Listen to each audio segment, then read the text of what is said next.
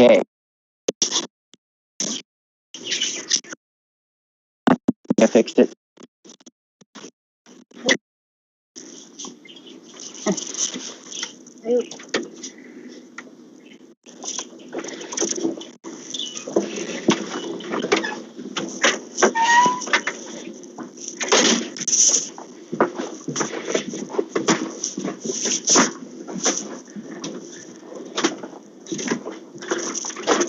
Okay, that should be better. It should be unscrewed up now, except for it'll just be a second because there's that crazy delay.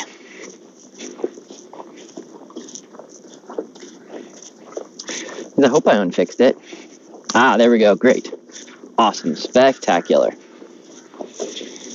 Okay, so I'm not sure what you heard of the last one, but anyways, welcome to Let's Feed the Chicken.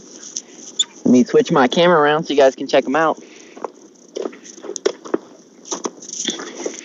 Today's more just an open chat day. We're just gonna chit-chat about chickens and ducks and homesteading and winter and all that fun stuff. So I now have both of the channels that I'm streaming this on text coming through. So if you're watching this on X Dr. Firefly, or if you're watching this on the other one, either one should work. And I know it takes a minute, but if someone can just let me know if the sound is okay, that would be spectacular.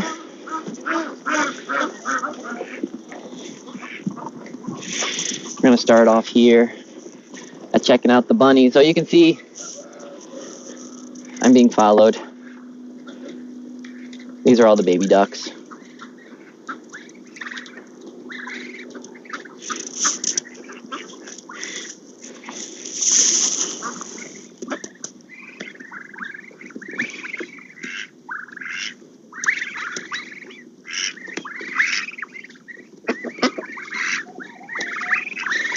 Want to see what it's like to be a duck? Here is the duck cam at duck level. Okay. Spectacular.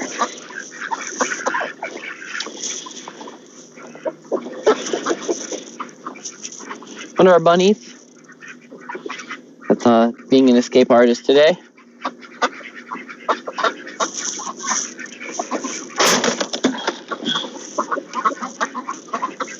Oh wow. Somebody has dug themselves a nice little tunnel.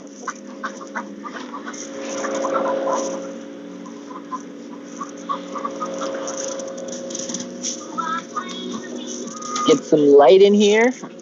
I can get everything set up. You're gonna see, they just follow me in. So, yeah, just kind of, I feel like the Pied Piper a lot of times. I just always have ducks right at my feet. I also wanted to show you guys this. This is what happens when you leave some, when some of your rabbits are out and about. They dig tunnels to China, and then they bury their babies, and then you all of a sudden have a bunch of baby bunnies everywhere. So get these guys a little bit of food so that they're not running all over me. And the food's in the other barn. So we're going to head over to the chicken barn. Quack, quack, quack, quack, quack. So if anybody is out there that ever wants to raise chickens or ducks or guineas or any type of fowl, and you want to learn, you would like some advice, some tips, anything like that, definitely feel free to ask me up any questions. I can give you lots of advice. I actually used to raise ducks and such in the suburbs, so I know a lot of the tricks on how to raise ducks and such in the suburbs as well. So there's some pretty cool, I call it pirate chickens, and I can tell you how to do that in the suburb area, or if you've got an HOA or crazy stuff like that, how you can make that work. So as you can see, it is crazy, crazy mud season today. It's so crazy that because it's been cold and the mud season, and we're getting frozen mud blocking the door. So I will actually need to be addressing this later today, so I don't completely screw up the door by opening it. But I need it all the way open. Let's see, where are we hitting? We're hitting right there. Because when we carry in the water, this it makes it a whole lot easier if you have the door all the way open.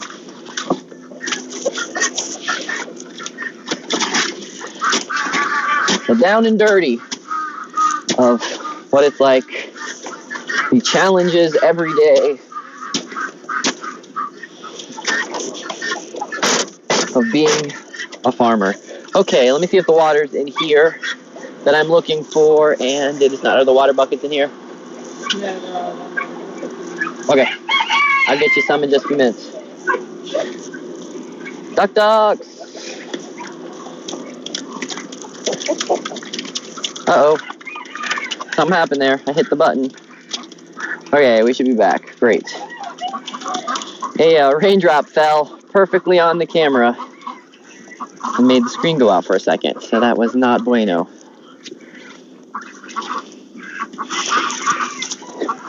Okay, so what I'm doing right now is we need water, and I don't feel like going all the way to the house and filling up the water there, so we are going to go to my backup resource of water.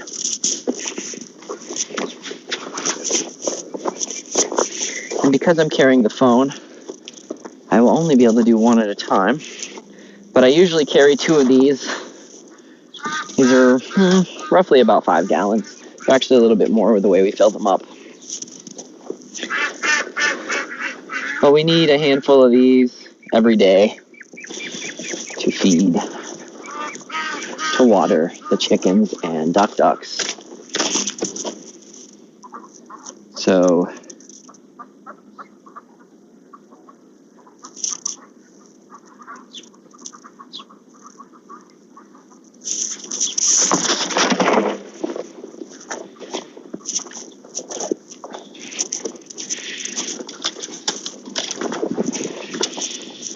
So my guess is being that I only have a few people, you're just here to watch and listen and enjoy the craziness of listening to me feed and water the ducks. So I will just pick a subject to talk about right now, but if anybody jumps in and has something that you would specifically like to chat about, I am game. This is something I was not expecting. Got a lot. Look at that. Fixed it, but I was not expecting it to be frozen today. And it's a pretty good amount of ice frozen.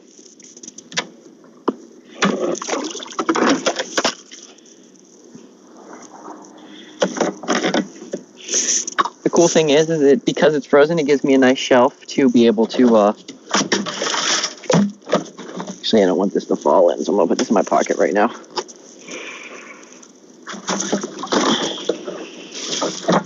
Okay. So why am I doing this instead of going in the house? Because this is actually a whole lot faster.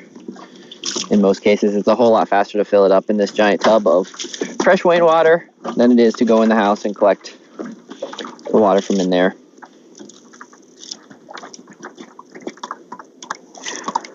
Well, at least it's supposed to be. It's not actually working out as good as it's supposed to, but still going to ultimately be faster. And it's 34 degrees outside, so it's not super cold either. So otherwise, my hands getting this wet, carrying this much would be absolutely ridiculously and horrible, but I'm getting used to it. Again, exciting video and exciting radio. Watching me fill up a water jug full of water in a basket or in a big container. Man, I think that's that Emmy Award winning video footage right there. So what should we talk about today? Well, if you watch my last video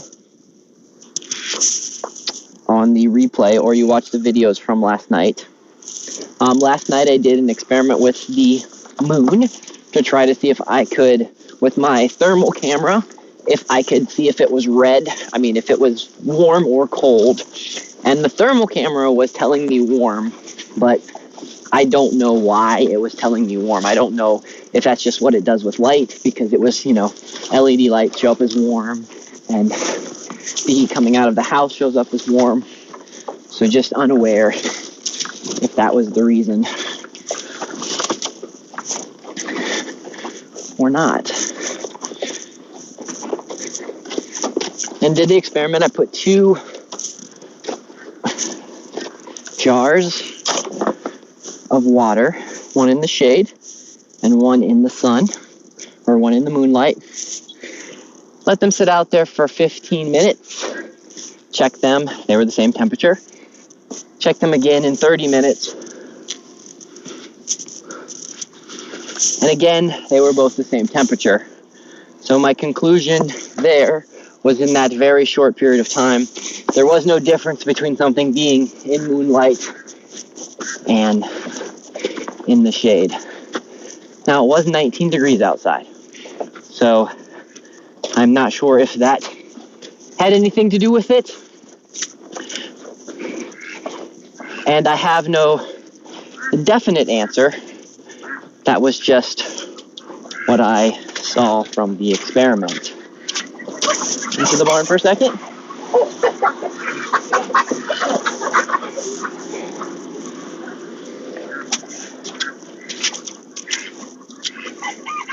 That's so weird. Every time I go through that, it kind of cuts out for a second. I am kind of wondering why.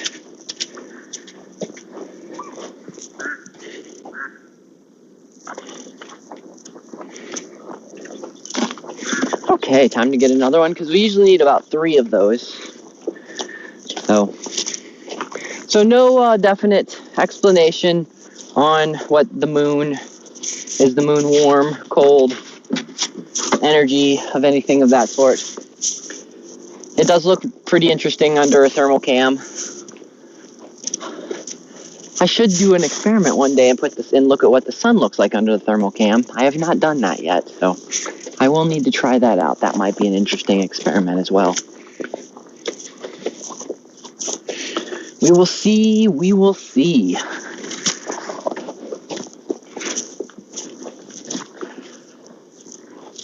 And then the other video that is earlier, I think it's bear with me, and it is an episode about, well, it originally started off about censorship, but we mostly talked about immigrants and different cultures, and me and Monkey had a very good conversation where we did not agree on a lot of things, but we together had a very fun, interesting conversation about how we view things both a little bit differently. It was very enjoyable. I enjoy hearing other people's perspectives, especially ones that are drastically different than mine. And I like to learn why people have the thoughts that they have. So that was so if you got a little bit of time, you should jump on there and watch that one. It's pretty entertaining. One day I will figure out a way to mount this on my body like a body cam, and I can do this a little bit more hands-free. But as of now, this is what you get. This is Appalachian technology at its finest.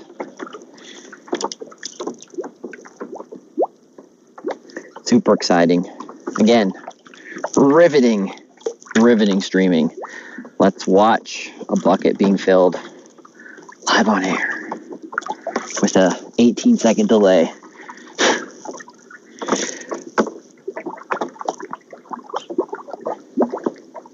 So one thing, if you're going to homestead and you're going to do any type of farming, homesteading, intense gardening, even on a small scale, my first advice, get a good pair of gloves, a good pair of work gloves, something that you enjoy having on your hands, something that you can do stuff with while they're on your hands, because you'll be wearing them and taking them off and taking them on a lot of times, but you'll be wearing them a lot more often than you think you would. And I a lot of times try to do stuff barehanded, but it doesn't always fill my needs. I think this time, since it's kind of boring to watch where I'm walking, we'll spin the camera around and you can look at all the funny faces I make as we're carrying 5 gallons of water through the trees.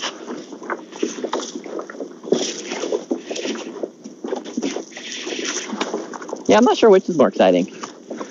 Watching me do this or watching all the crazy stuff I have to go through.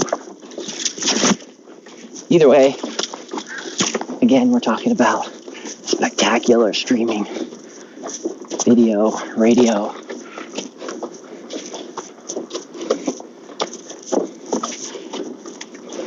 This is what you can look forward to doing. Unless you make a really awesome version of future you or past you, and you create a water system that runs from your cistern to your barn, so you don't have to lug 5 gallons at a time back and forth. The good thing is, though, it does keep you in shape.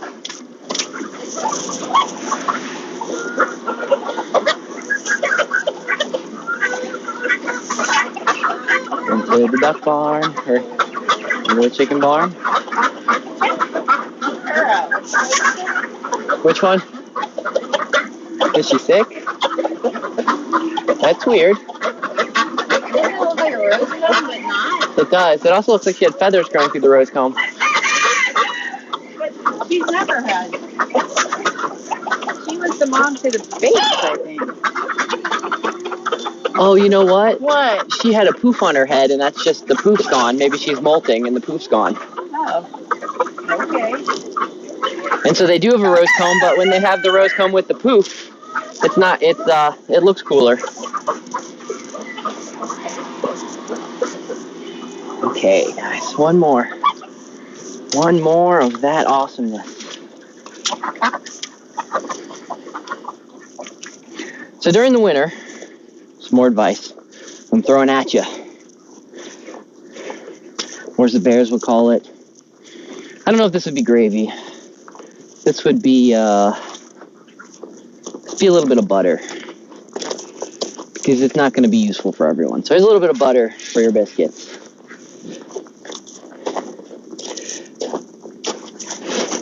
During the winter months, you are going, and especially if you live in an area that's going to snow, you're going to have to actually plan things your first year, and you're not going to get everything planned well until your second year, because you're going to not realize that something that you do is not going to be as easy in the winter months as it is in the rest of the months. And you can think that you've got everything covered, but there is something that you're going to forget, and you're not going to remember it until you're ankle deep in snow or waist deep in snow, and you're just like, well, damn, I should have planned for that. So, like a great example, the first year I was building that barn that we were just in, and by the way, that's built out of wooden pallets.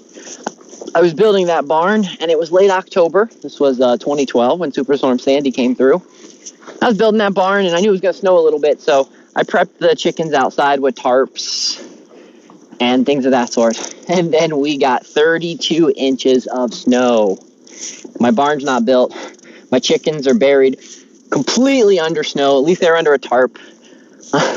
On my YouTube, and I'll move it over to my BitChute at some particular point, but I have videos of walking out into it and doing that. That was back when I was trying to use Periscope for live streaming and such.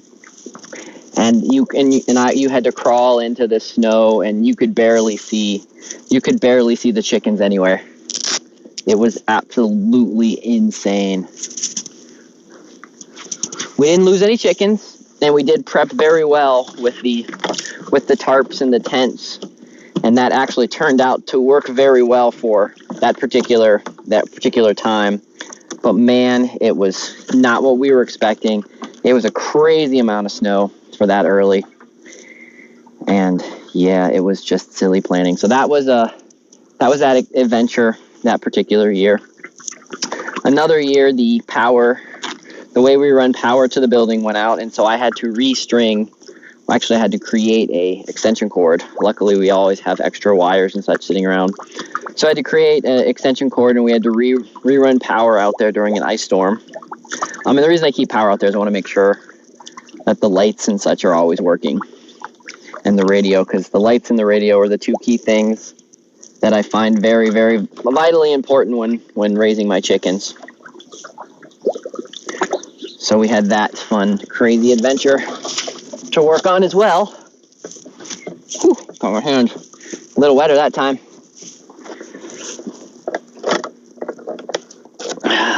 Let's see, that was 2 different years. Let's see. This particular year, I didn't have the water set up properly because we got in the habit of doing the water a particular way. Yeah, you get to look at that angle. Isn't that wonderful? We had the water set up completely different, and it was not suitable for the winter.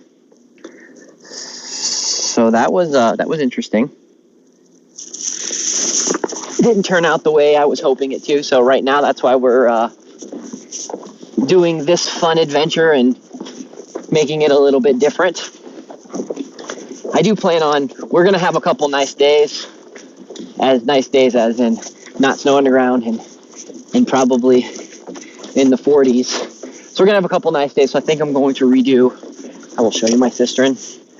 Here is my cistern. This is one of my water catchments, so I can catch some more rainwater to go into the cistern. And that's another hole where I have my water pump and good stuff like that. So I'm going to redo all of this on a nice day so that I can make a water filling station, because the water all underground, because there's I think it's a 30,000 gallon tank underneath my feet. It's a very large area. And under there's some water, and it never freezes, and it's full of water. and I can make a water filling station so I don't have to carry it as far. Unfortunately, on the other side of those trees is where the Kuppenheimer is, the barn, and I was planning on running water this way, but then I opted that I should probably put the pig in the middle of my area to keep the bears and the wild animals away. And because I have the beehives right here on the edge, and so that completely changed that plan of action. So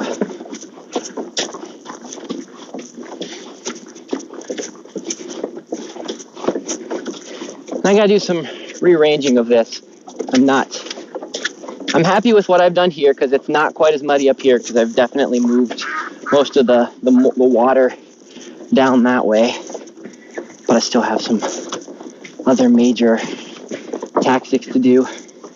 I'll also add, we were talking with somebody earlier this week about the mud flood in Tartania. And the reason why I think the mud flood, as a mud flood, is totally probable is because as I rearrange different parts of my yard and change the water flow, I noticed that sometimes on a heavy rain, the soil becomes unstable.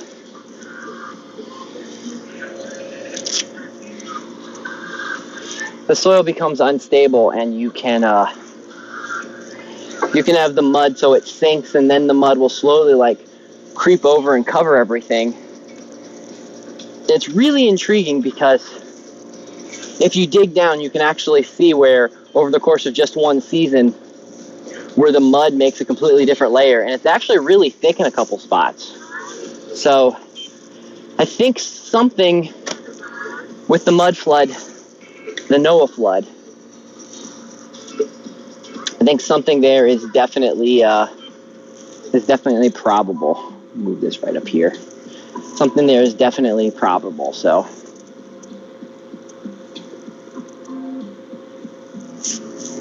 okay, so here we are in the bunny barn, and we're going to feed bunnies, except for like normal.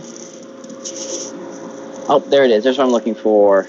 Me and my significant other are quite often not on the same page where it comes to putting stuff away, so things do not get put back where I put them, and probably vice versa. I probably don't put things back exactly where she would put things either.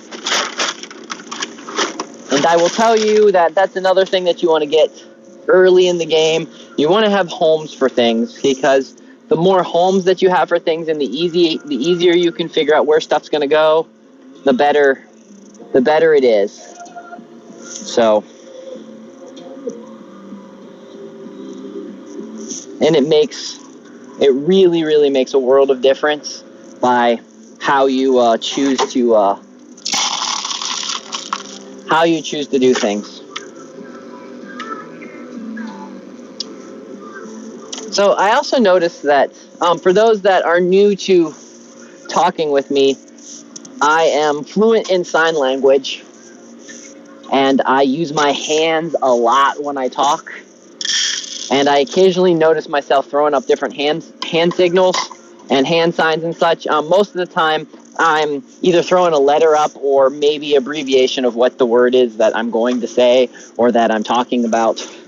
So if you ever see hand signals and you don't know what I'm doing, I'm not, talking to the Illuminati and letting them know Illuminati wizardry spells. I'm probably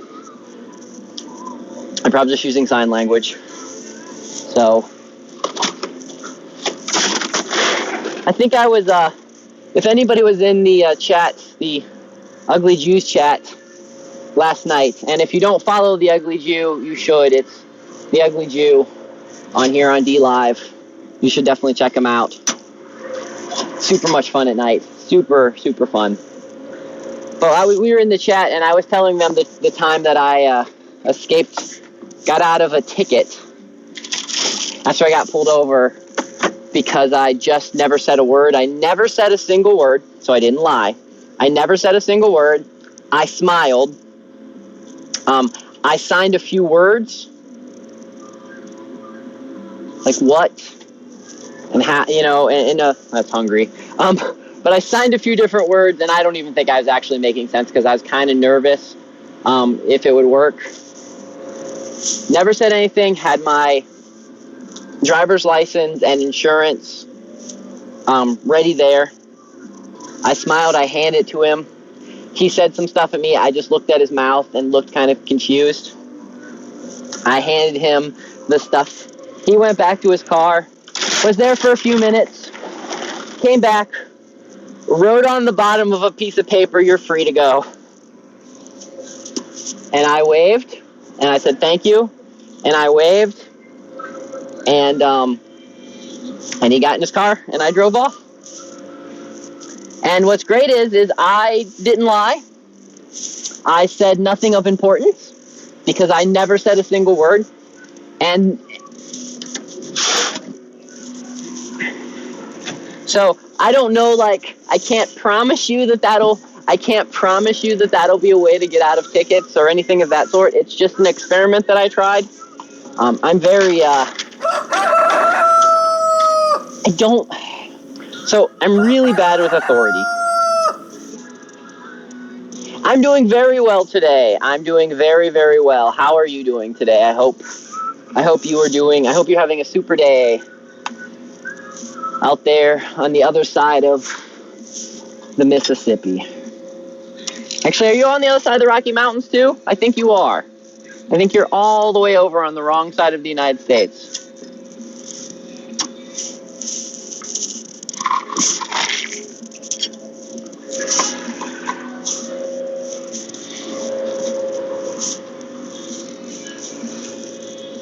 But yeah, so going back to the ticket. So I've tried a lot of things.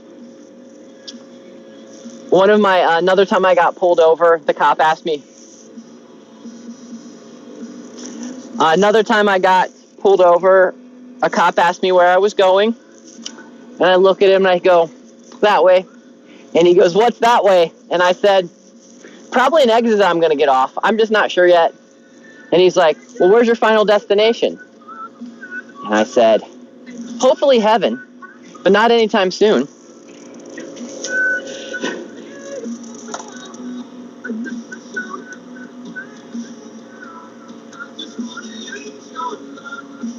Oh, that's awesome. It's always cool to add a new animal to the homestead. A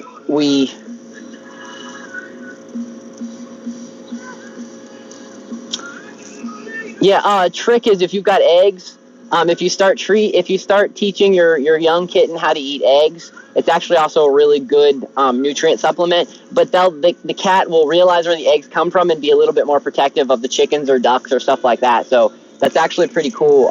That's a cool trick to do with kittens and cats early on. But anyways, going back with the cop that I told him I was just going that way for.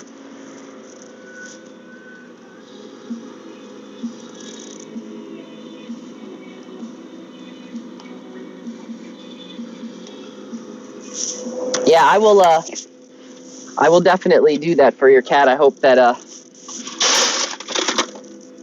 it has a good, long, happy, healthy cat life being homesteading. So with the cops, the last time and I was as very vague as possible. He wanted to know where I came from, and I said back there somewhere. And he's like, "Well, where do you live?" And I said, "On the planet Earth, of course." And he's like, "Well, no, I was like, "Sir," I was like, "did I do something wrong?" I was like, "because I'm not sure, where all these questions are coming from." I said, "I'm more than happy to, keep answering them." I said, "but I'm just not sure where they're coming from." And he's like, "Well, he told me what he clocked me doing down the speed limit." And I said, "Okay. I don't think I was speeding, but it was going downhill, so your gun, you guys calibrate your gun. And my car is normally calibrated, so it's totally up to you. Cool." He's like, "Well, this time I'm going to let you off." And I said, "Oh, thank you, sir." I was like, "You have yourself a wonderful day." He's like, "You still not going to tell me where you're going?" I said, "I told you I'm going down that way." So it all worked out good. He was nice. What I've learned is I've been a complete ass to cops before, and I've learned that most of the time if you respect their authority and you just are fairly nice and smile and try not to let it elevate any further, that you're usually pretty good. But the sign language one, that's my number one go-to in any situation now. So with the kitten, is it a rescue? Is it a kitten that came from somebody else? Yeah, we have in a minute I'll show you guys the snow that's on the ground.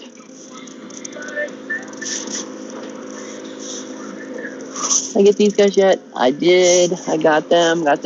Okay, everybody is.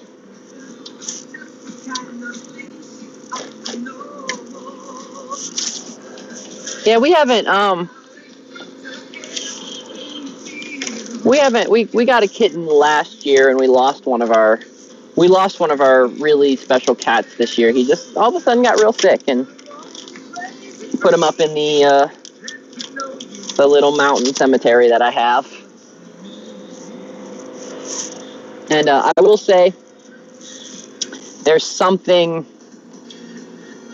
very reconnecting you back to life when you dig something grave. I've told a couple of my friends that if the opportunity ever comes up,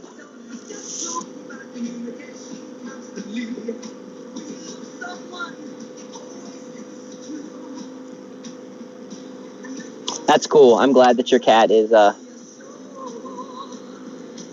I'm glad it was a stray, and that it all's working out pretty good. And I wish it the best of luck. But when I was going back is talking about cemeteries and graves and things of that sort. I've asked a couple of my friends is that it would mean a lot to me. I think there's something about hand digging a loved one's or a very good friend's grave. Love is too strong of a term. There's some type of honor into like when my cherished animals pass and I need to dig their grave. There is an anticipation, and then there's a whole like cycle of cleansing for me to help me get all my emotions out, and that's digging in, being in the dirt, getting my hands dirty, going back to that. There's just something very special about that to me. And so I had two friends, and one of my friends passed, and the other friend happened to be the one who was able to dig. Because some of my friends also, we have the same type of mindset. One of my friends was able to dig most of his grave by hand, because he was the preacher of that particular church and cemetery. So it was it was really cool that one of my friends got the opportunity to do that. Yes, from cradle to grave, something that is absolutely true. I think it's one of the things that it might be the reason why I really like Alan Watts so much, and it might be the reason why I listen to a lot of the different stuff I listen to. But we are so absolutely disconnected from what life actually means and the joy of the beginning of life and the joys of the end of life. We fear this like death, and we fear this end of lifetime, when in reality it should be viewed, my opinion is kind of how Alan Watts views it, is it should be viewed as another time to celebrate because you're going on to your next journey. If you're Christian and you believe in those and you found Jesus in that scenario, then you're going to heaven, and that sounds like a wonderful adventure for you. If you're like me and a reincarnationist, you get to go into your next realm and your queue waiting so you can go off on your next great adventure here on Earth. So, and if you're, Muslim or some of the other ones, they also have their great stories. And so it just intrigues me that we fear death so much, and I just don't know why. Get that guy a little bit more food, a little bit more water as well.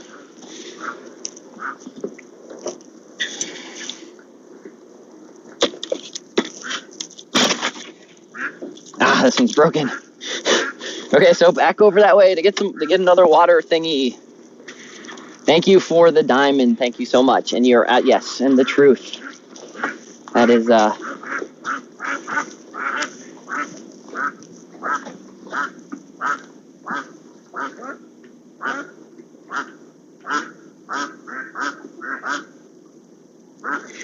Yeah, pine. But I mean, that's cool. If I actually have some friends that are 100% atheist, and they talk about how when their energy turns off, they believe that they just turn off, and that they just return back to the soil, and they turn to worm food.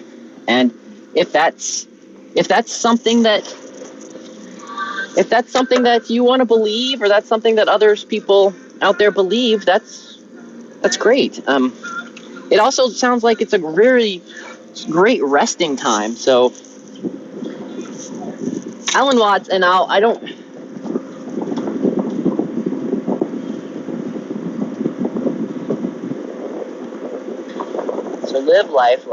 So live your life.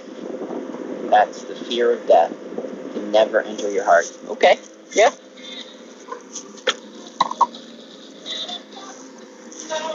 Yeah, I've never. I can't say never. It has been many, many, many years since I've had any type of fear of death. I don't want to die. I have a goal. My goal is to be 122. And the reason 122 is if I can make it to 122, I'll have lived in 3 centuries. Because at 122, that will be 2100.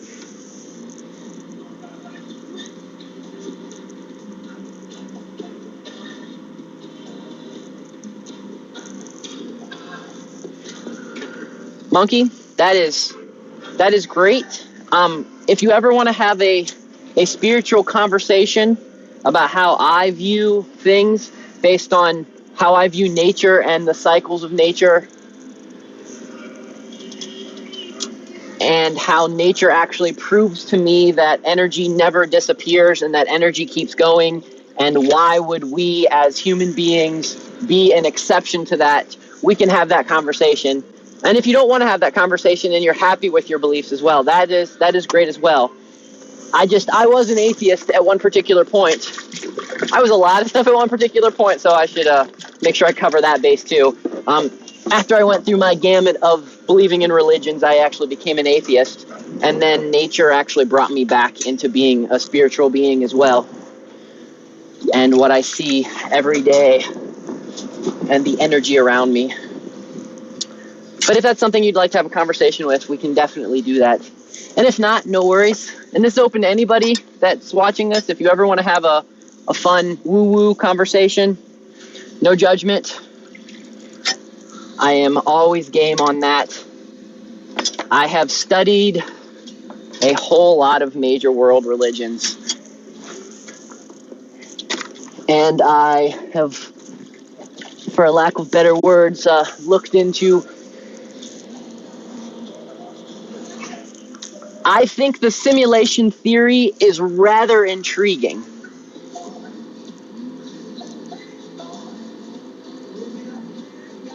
Okay, Monkey, if that's the stage that you get to, that is spectacular. I am on board with, I would love to also have that as well. Back to the idea of the simulation theory. I'm not sure. I think it's really interesting, but I think what we think of simulation may be wrong. I do believe that we are energy inside this fleshy machine. I believe that this is the greatest gift a creator can possibly give.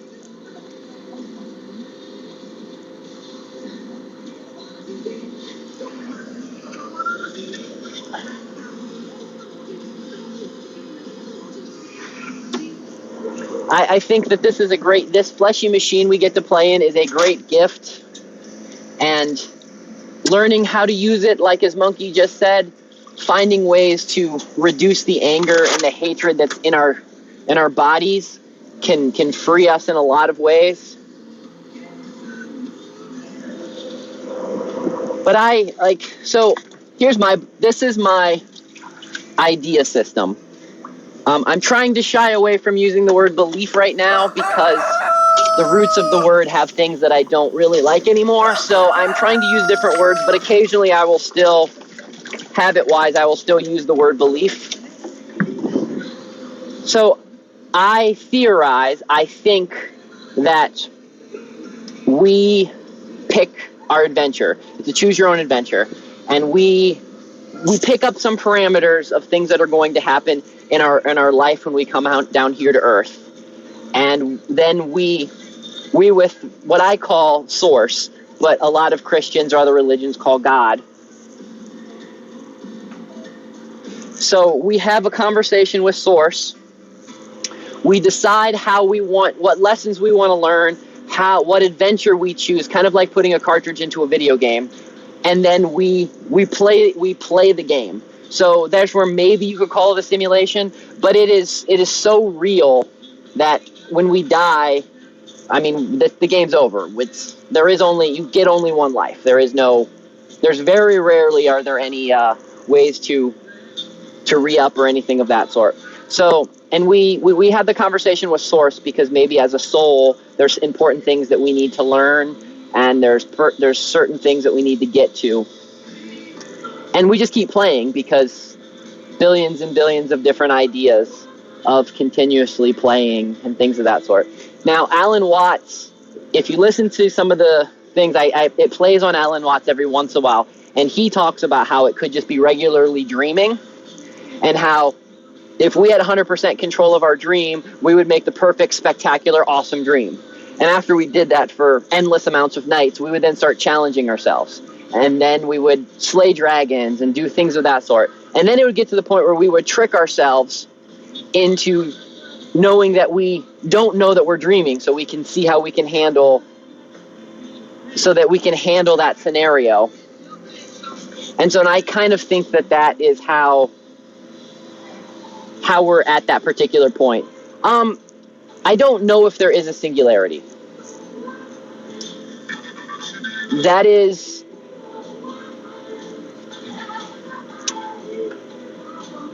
it's something I've thought a lot about, and I am definitely of two minds when it comes to the singularity. And my two minds don't actually seem to fit well together with what I think's going to happen. So I actually can't. It's a really hard concept for me. So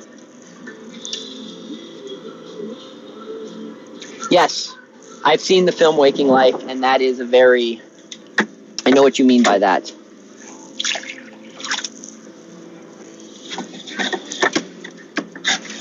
See, this is also where I differ a lot from the typical Christian. I consider myself a Christian ally. And if anybody would like to hear more about that at some particular point, I'll more than happy to tell you. But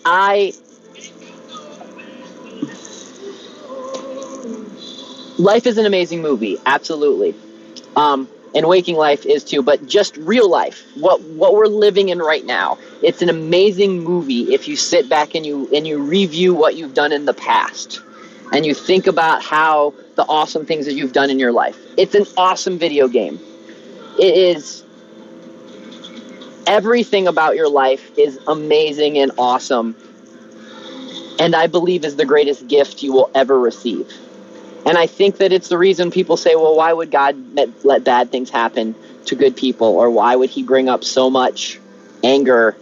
And I think it's because that is what makes the game more exciting. The sweet isn't as sweet without the sour.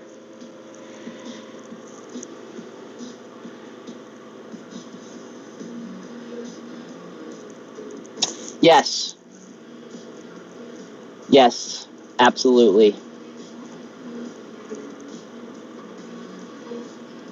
And in that 10 minutes is always interesting too. I always wonder. I've been in the presence of death.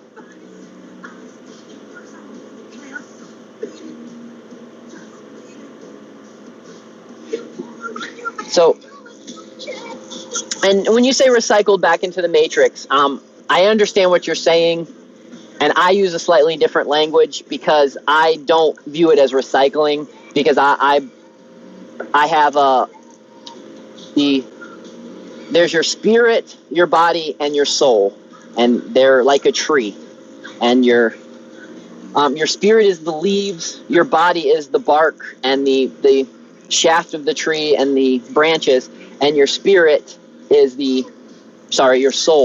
is the roots and such that keep the tree grounded. And even when the tree falls, the spirit and the soul reconnect, and so does the body, and then you grow a new tree or a new body, and you get to do more of an adventure.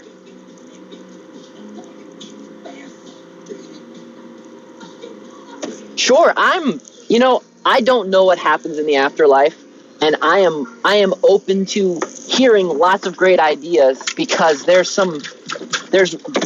great things to think about, and I don't know if any of us will ever know enough to be able to share it with others. So I think it's just fun, and I think it's very useful to talk about this kind of stuff, and just to have great conversations that are uplifting, and to help us just become the people we want to be. And just, in having exciting things in our brains to look forward to after the after is what's also just really cool. And without that whole preachy, that's the other key thing, is I like talking about this without necessarily the preachy Bible thumping connection to it. Just talking about it just with like friends, just sitting around,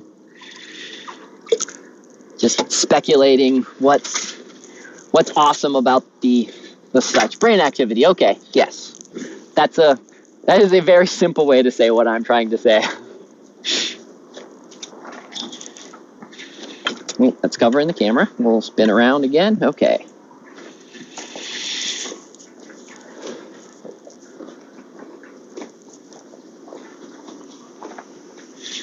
Yeah, the spiritual realm, and I have friends that are just hardcore anti-woo-woo, and they think that woo-woo lacks logic, and they just get angry about this.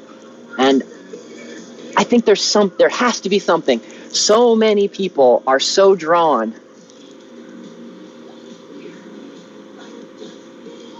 There's so many ways to just let our bodies and connect, and we just have this yearning to try to figure out what's next, and some connection with something that is extraordinary. And that's why I think that this is not just a pointless subject to talk about, and why religion, being spiritual, things of that sort are vitally important for humans to enjoy talking about, and to help understand our balances, and to just have honest conversations, so that it's not scary, it's not preachy.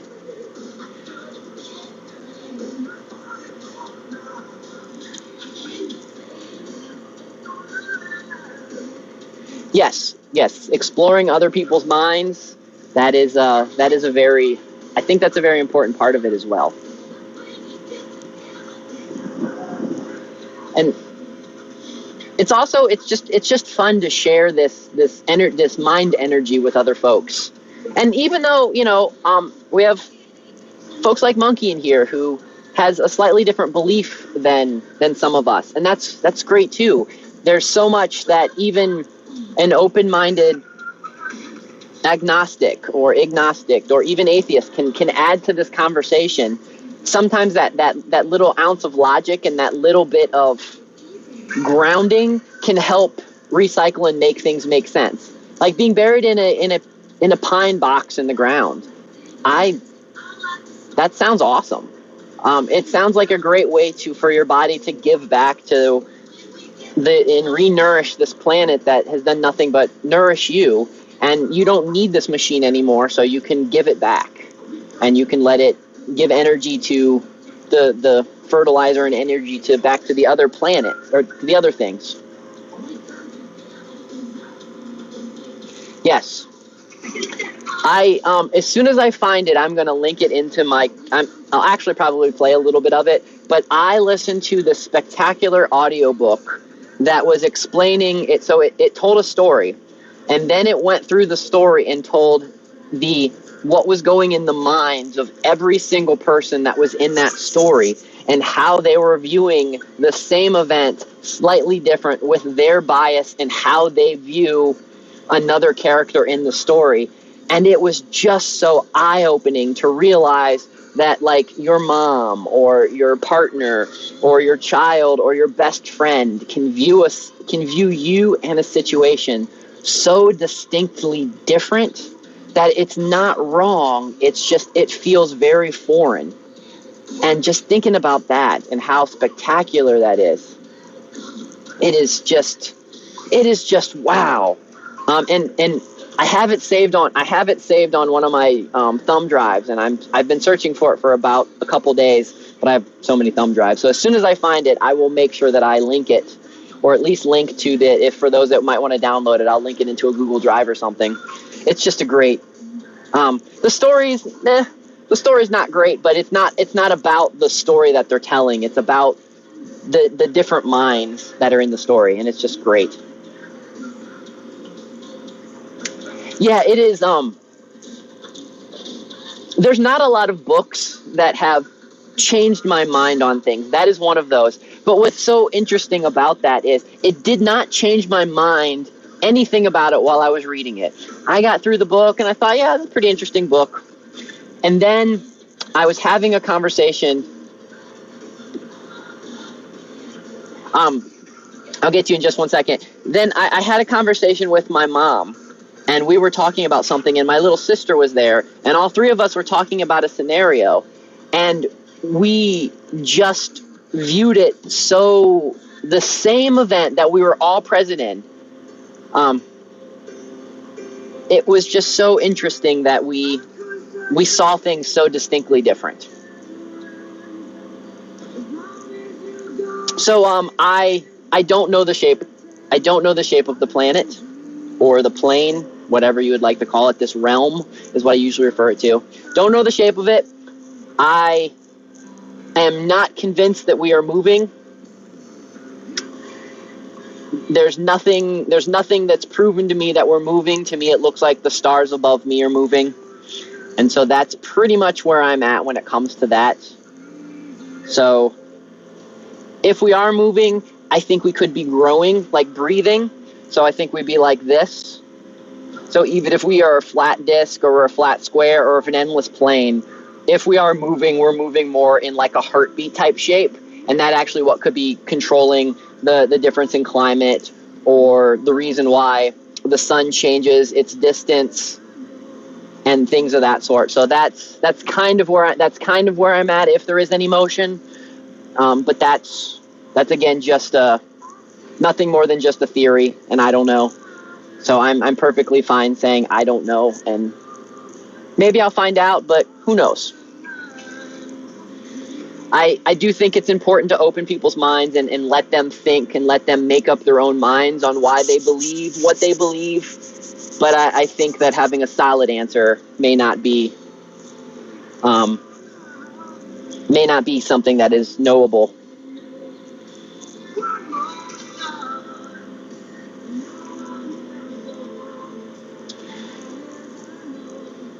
On cold days, my phone eats battery fast. But this is the second video I've done today, so that could also have a lot to do with it.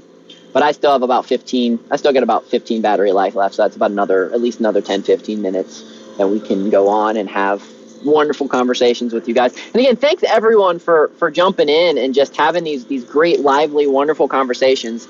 It means a lot to me, and it's just really fun building this community online. And if there's anything I can ever help you with, I do a lot of farming. If anybody ever needs seeds, I have a seed library not too far away. I will mail you some seeds. If you need help going through and learning a few things, I will be more than happy to share my knowledge with what I know how to do. And if you ever decide you're going to get into cryptocurrency or anything like that, that is something I know quite a bit about as well. I don't talk about it as much on the streams that much because to some people it's a bad word. It's been wonderful for me most of my life. Most of the time that I've been playing with crypto, it's been nothing but good to me. But yeah, any way I can help you guys, definitely ask. I'd like to give back. I like this exchange. This conversation exchange is just great. It helps me get over this living in the middle of nowhere without a whole lot of like-minded people around. So that is actually what helps me. I've actually started looking forward to these chats every day, so it's kind of cool.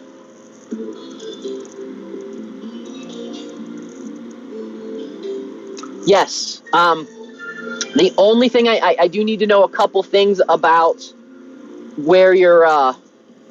If you can give me the elevation, and if you can give me any additional information that you can about your environment, so I can make sure I send you seeds that I have that I know will do very well in your range. I'll be more than happy to do that.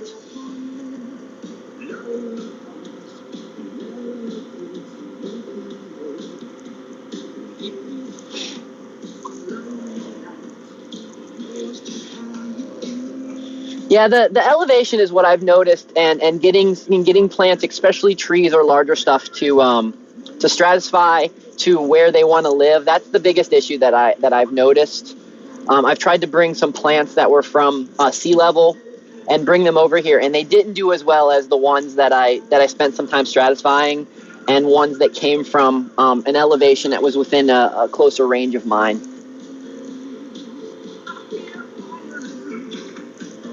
That would be great. Yes, that's awesome. And I will get you some packets of seeds.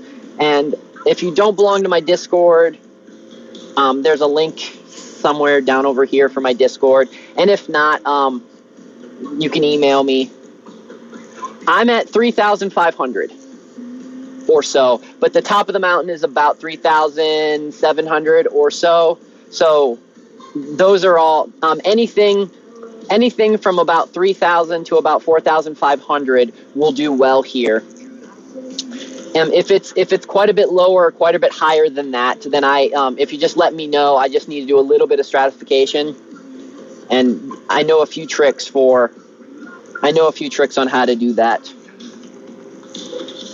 Yeah, cool. Email me. That's awesome. And if anybody is really interested and you really want to have a conversation with me, and you spend some time looking at Mavis Manor you Google search that Mavis Manor, and you dig in deep, you can find a phone number that will ring my phone, but I'm not just going to openly give that number out. You're going to have to work a little bit for it. I used to run a business, so you can find the number on the business, and you're welcome to call me. Anybody's welcome to call me. I'm just going to let you do a little bit of work for it, so I don't get absolutely spammed with a bunch of people that just want to hassle me and such. Wow, 8,300. That is crazy. Yeah, I'm actually super interested. I'm actually going to do some, with some of those saplings, I will have to, any of the ones that are up that high, I'm going to have to do a couple different experiments with them, because I've never stratified something that completely, like that's almost a little bit more than double where I live. So that'll actually be really cool. That will be a really fun experiment for me, because I don't know anything on the East Coast that comes that close. I think Mount Mitchell in Virginia or North Carolina is one of the highest around here.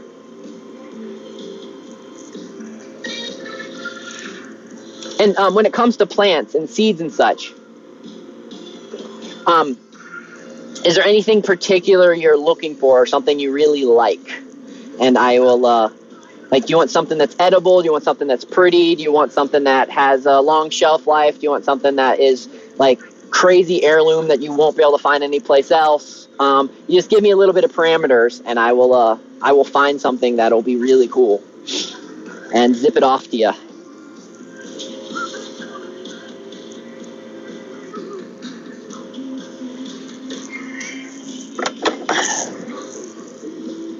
Okay, I'm at 9, and I don't want this to completely end before I make it back to the house. So I'm going to walk back to the house so I can get this plugged in for a minute. I need to make sure I feed the pig first, because I can't remember if I fed her or not, and it's always better to feed her than to forget to feed her. So I would rather overfeed the pig than underfeed the pig, because she gets very angry.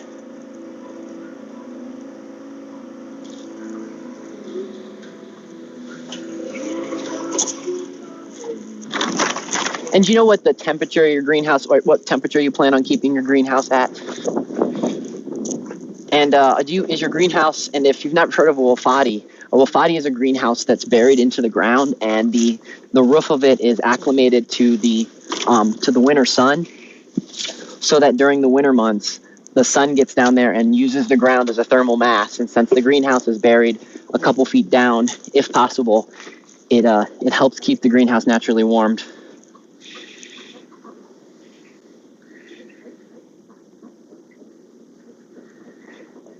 Okay.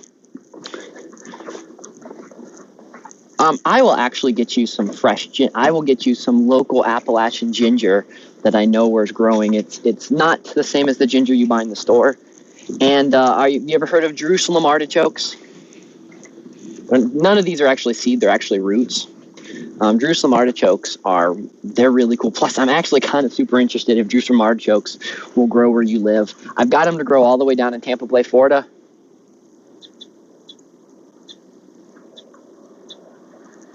That's cool.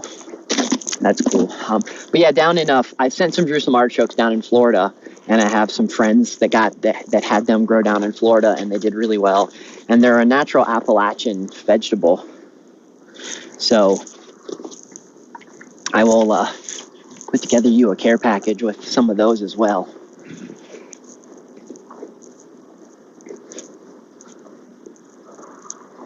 Oh, here. See, you can't. It's not a whole lot of snow, just a slight dusting. And as you can see, there's patches that the snow hasn't. And then I'll show you the one thing that always concerns me. As much as I love where I live, one thing that concerns me where I live is that. Oh no, dude, you're not spamming my chat. We're having a conversation, so that don't ever worry about that. And don't ever worry about having other conversations outside of what I'm talking about in the chat too. I'm mostly doing this to feed the chickens and have somebody to chit-chat while I'm feeding the chickens, or just fun things to read. So this is the biggest concern I have where I live, is all of those cell towers. I have those cell towers there, and then in the main video that you see, sometimes I have a cell tower there. I'm raising, it's about $400, and I'm getting an EF meter. So right now I'm saving up and raising some money so I can buy one of the $400 good EF meters. I think it's called a Custa something. And as soon as I get that, so I can start figuring out what kind of EMF radiation and such I'm being exposed to, and what decisions I'm going to need to make after I figure out the answer to those questions. Because right now I know I don't have 5G, and right now I know that none of those towers are going to have 5G, and I know that because they wanted to build a whole new 5G tower here, and I said no, and the people that own those towers also said no. So, okay, I don't have any of those crystals around, but I did make a chemtrail. I did use one and made a chemtrail buster. And if you've ever heard of that, it's a piece of you make those crystals and you stick them in a